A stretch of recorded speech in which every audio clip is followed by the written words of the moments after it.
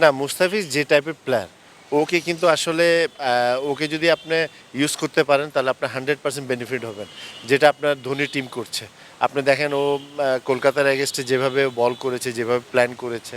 তো আমার মনে হয় যে সত্যি কথা বলতে কি ও যত যদি চেন্নাইয়ের পরে যত ম্যাচ খেলবে আমার মনে হয় যে সে পার্সোনালি অনেক বেনিফিট হবে, তার সাথে সাথে বাংলাদেশে অনেক বেনিফিট হবে।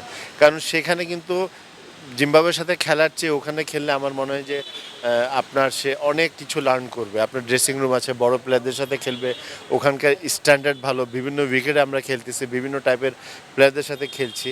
তো আমার মনে হয় যে এই অপরচুনিটিটা ওকে পাওয়া উচিত। ওর কাছে যেটা মানে যেটা মনে হচ্ছে, যেহেতু মুস্তাফিজের পারফরমেন্স নিয়ে কিন্তু একটা আমরা চিন্তিত ছিলাম। কারণ ও গত ১ বছর থেকে আসলে স্ট্রাগল করছিল। বাট এখন আইপিএলে কিন্তু ওর পারফরমেন্সটা কিন্তু ভালোর দিকে যাচ্ছে। মানে একদম যে ভালো হচ্ছে তা না।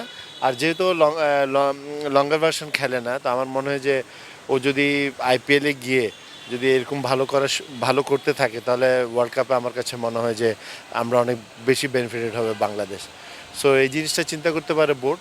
তারপরে এটা তো পুরো ডিপেন্ড করছে আপনার টিম স্টাফ প্লাস যারা ন্যাশনাল টিমের সাথে যারা সিলেক্টর আছেন ওনারা চিন্তা ভাবনা করবেন। বাট ও যে ভালো করছে সেটা কিন্তু আসলে বাংলাদেশের জন্য অনেক ভালো।